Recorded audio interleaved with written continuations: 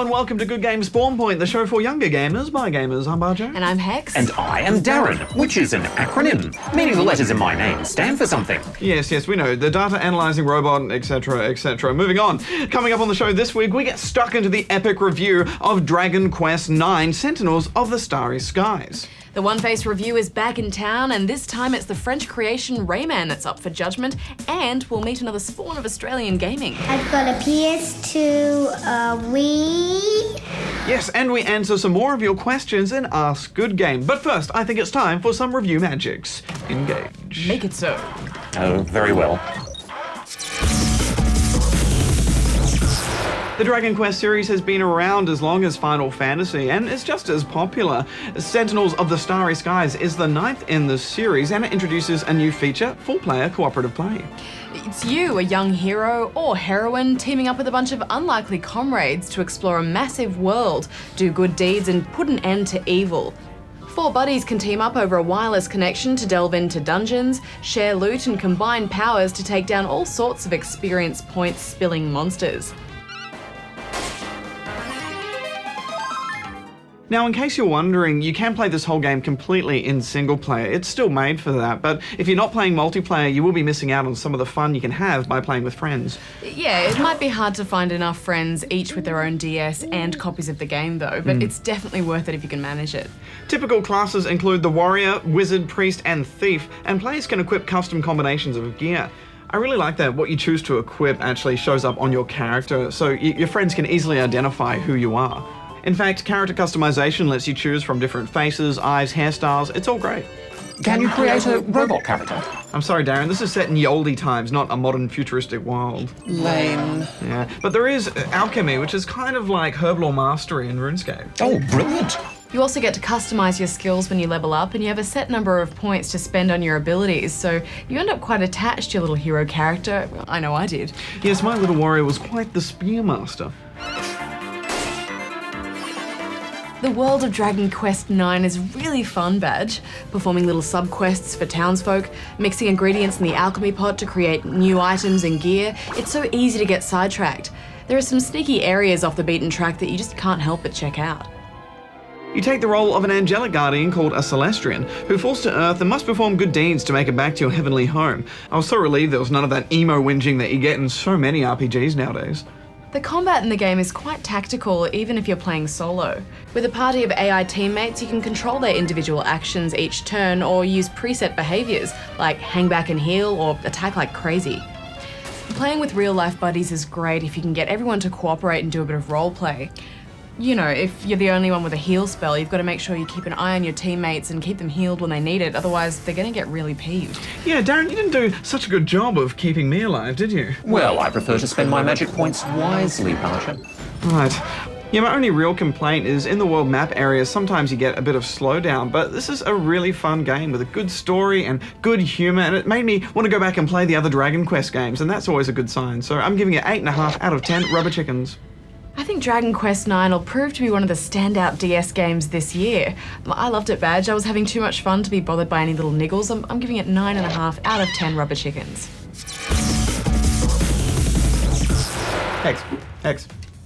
Hex, I've had an idea. There are just so many spawnlings out there with questions about their gaming. I think we need to do some speed answers. Speed answers? Yeah, we'll try and answer as many questions as we possibly can in the shortest amount of time possible. Sounds dangerous, but all right. Well, let's start with this one from Robert in Yass. Better put my collar down for this. If I plug a portable hard drive into my PS3, will it increase the storage space? And if not, how can I increase it? Yes, indeed it will, Robert, and you could even replace the hard drive in the PS3 with a large one if you wanted to. Next! Okay, well, how about this one from Can't Tell Because My Mum Said So in Sydney, New South Wales. Faster. Will there be a Super Smash Bros. 4 like the one after Super Smash Bros. Brawl? Well, Can't Tell, there's been nothing officially announced, but it is one of Nintendo's most successful franchises, so we predict a yes on that one. Next! Do you think maybe I could answer just one of them? Maybe just one? No, yes, fine. Okay, try this one from Matt in Mount Gambier, and be quick about it. Are they making a new Pokemon game for the Nintendo Wii? If so, when? P.S. You guys rule. They sure are, Matt. It's called Poke Park Pikachu's Adventure, and it's supposed to come out in September, which is next month, and we'll be sure to take a look at it. Good job. Next up is from a mystery viewer in Western Australia. Hasn't every person once been noobish? Well, yeah, everyone starts out as a noob in those first moments of their first game. Who's next, Badge? Well, it's this from Carl in Mackay in Queensland. And take your head away for a sec, that one. Who is the better gamer, Barjo or Hex? Me! Let's move on to this from Andrew in Launceston, Tasmania. It's me. It's me. Are you able to use Guitar Hero guitars with Rock Band games? It's me, you sure can, Andrew. In fact, pretty much all the music game instruments work with all the music games, which is convenient. It's me. Okay, next is this from Oscar in Newcastle, New South Wales. You know what's you? Giant poo. Call me a poo on national television. I want to know if LEGO Universe can be used on Mac and if it needs any special program. Indeed it can, Oscar. LEGO Universe is being released for both PC and Mac in October this year. No special programs required other than LEGO Universe itself, of course. I have nothing left. Okay, next is this from I Can't Tell, I'll be grounded in Adelaide, South Australia. Hi, GGSP. I love racing games, so could you tell me when the following games are coming to Australia, if you know? F1 2010, WRC 2010, Gran Turismo 5, Test Drive Unlimited 2, and R Factor 2. Thanks. Well, can't tell. Both F1 2010 and Test Drive Unlimited 2 are coming out on the 23rd of September. You'll be able to play WRC 2010 on the 8th of October, but we'll have to wait till November for Gran Turismo 5. Maybe. And R Factor 2's release date has yet to be announced. You are destroying everything. Okay, next is from some random guy in Foster, New South Wales. I am the Destroyer! Okay, I'll be honest, I have nothing to ask. All I want is for my question on Good Game SP to be answered, and I've asked you guys questions about games for ages, and I love your show, plus you guys are my best gamer friends, especially Darren. Anyway, I was wondering and hoping if you guys could answer, please, puppy dog eyes. Well, some random guy, thank you for your kind words, and sorry to hear we haven't put any of your questions on yet, but, well, yes, we can answer them. Barjo, find this man's questions. Okay. Okay, let's see. Well, he sent this one in. It turns out he's actually called David. Hi, David. There's millions of them. I'm exhausted. I'm not a fit man. I noticed on your adult show that you don't take any questions, and I have an MA15 plus game, God of War 3, and I want to know how to kill Zeus. Please reply. Well, there's your problem, David. Asking us about MA15 plus games is tricky because we can't really show you them. But we will say that the Zeus battle is long and hard, so there's no real secret trick with it. You just need some patience and skill. Okay, one more really quick one, Hex. Quick, faster. Faster. Faster. This one from Luca in Melbourne, Victoria. Faster. The last thing I need is more food. I have the Wii version of LEGO Harry Potter, but when you guys reviewed it, the graphics looked a little better. Why do you think that is? Well, Luca, that's because we reviewed it on the Xbox 360 version. Yeah, the Xbox 360 and PS3 are much more powerful consoles than the Wii, so any game that comes out on all three machines is always going to look better on the 360 and PS3. Okay, how many questions was that, Hex? It was like 1 million. It was 11. About 1 million. That's definitely a new record. Nice. Well, Spawn, that's it for this week, and you know what to do with those questions. You send them to us so we can answer them for you correctly with our massive question answering brain machine. Hi, my name is Brennan. I'm 6 years old. Hi, my name is Jacob and I'm 8 years old. And hi, my name is Andrew. And we love games!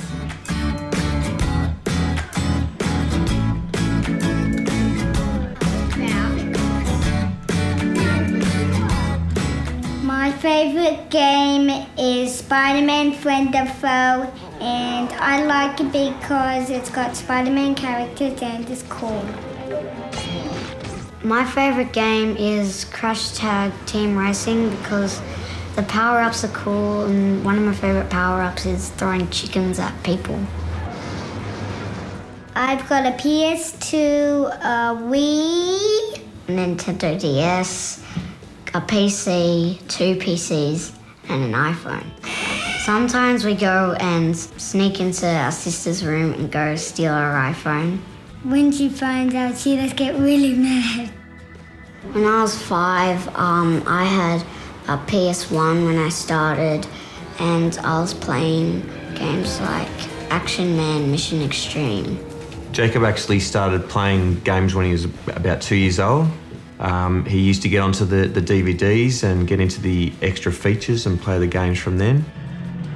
The other games that I play are Transformers, The Blob, Indiana Jones 2, Batman Lego, and Attack of the Toy Bots.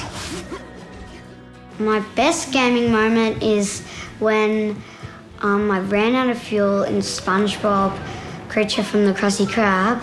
I was about to crash into a sewer pipe, and then I collected some energy to shoot the giant plankton in the eye, knock him over into a building. It was really, really hard. I like playing with my family because if I didn't have Brennan, then we could never help each other in cooperative modes in other video games. I like playing with Dad because he also helps us. Oh, that was me. And I did like playing games with the kids, but now they're too good for me. This is hard. No, it isn't. Well, when I'm not gaming, I practice for doing concerts for our school bands, and mainly I usually do it on my glockenspiel,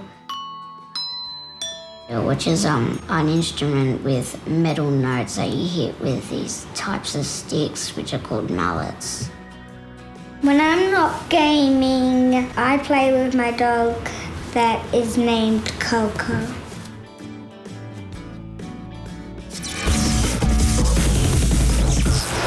Okay, Spawn, it's that time of the week again where we get you to deliver your verdict on a particular game character. And this week we focus our sights on Rayman. Is he a limbless loser or a floppy-haired hero? Get your faces ready. Rayman made his first appearance on the PlayStation, Sega Saturn and Atari Jaguar back in 1995. In his first game, Rayman had to travel across 6 worlds to collect electrons so that he could access the Candy Chateau to confront the evil Mr. Dark. I've never really understood why he was called Rayman, Hex. I mean, is that what he is, or is Rayman his name? When the original game went into development, Rayman was actually an 11-year-old boy named Jimmy. In the original story, Jimmy discovered the magical world of Hereta School inside his computer and became the superhero Rayman to save that world from the forces of evil. The transforming idea was scrapped, but they kept the name. So I guess Rayman is both his name and what he is. And I guess that's why Rayman is the only one of his kind to ever appear in any of the games. 4 years later, Rayman returned in Rayman 2: The Great Escape on the Nintendo 64. In his second adventure, Rayman had to fight against evil robotic space pirates by collecting 1,000 lums and reuniting 4 pieces of a mystical mask. Rayman 2 transitioned the series from 2D to 3D, but Rayman kept all of his signature powers, namely using his hair as a helicopter to slow his fall and having detached body parts. In 2003, Rayman 3: Hoodlum Havoc was released for the GameCube, PS2, Xbox and PC. In his third adventure, Rayman had to fight the Hoodlums, sack-like soldiers working for an evil black lum named Andre. Although the game stuck with the platforming style of earlier Rayman games, really, Hoodlum Havoc was more of a parody of the platforming genre. It was the last real Rayman game. In 2006, Rayman returned with Rayman Raving Rabbids. In the game, Rayman was imprisoned by the Rabbids and forced to compete in ridiculous competitions over 15 days. Did you know that the French title of Rayman Raving Rabbids, Rayman contre les lapins crétins, means Rayman versus the moronic rabbits? In 2007, we saw Rayman return again with Rayman Raving Rabbids 2. Although his name was in the title, Rayman was little more than a support character, as players could choose to play as one of the psychotic Rabbids instead. 1 year later, Rayman made his final appearance in Rayman Raving Rabbids TV Party. Unfortunately for fans of the character, he only appeared in the cutscenes. The Rabbids were the real stars of the show, and the next Rabbids game saw Rayman being dropped from the title altogether. Although they weren't platformers, there were a few other Rayman games over the years. Rayman Arena featured 2 game modes, Arena Fighting and Racing. There were also a couple of mobile games, such as Rayman Golf and Rayman Brain Games. Well, Rayman may have been overshadowed by a bunch of rascally Rabbids, but all is not lost. Later this year, the first part of Rayman Origins, an episodic prequel to the original Rayman game, is being released. Yes, will Rayman Origins be enough to pull Rayman out of a bunny-shaped shadow? Only your faces can tell us. So Darren, what's the verdict? Let me see. detaching limb algorithms, determining spinning hair probabilities, dividing by 0. Aha! I have the results here. Rayman is officially awesome.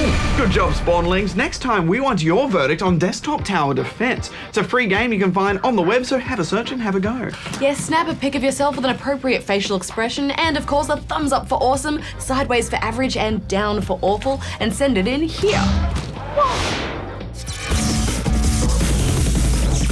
Time's up, Spawnlings, but never fear, we have another achievement-filled ep lined up for next week. We'll be taking on the world.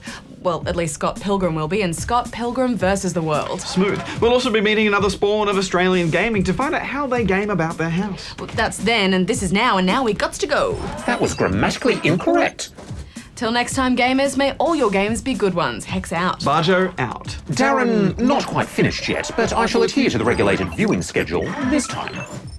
Now, Hex, what was I telling you? A before E, except after I before... No, I was going... I before E, except after No, that's right. I before E, except after... I was testing you. But you were... Oh, that was a test. Yeah, that was a test. I think you just got it wrong. Negative. I outsmarted the robot. Negative. That was a test. You saw that, right? I was thinking Can about... be my witness. Sorry, I was thinking about cheese. I can make cheesy croissants.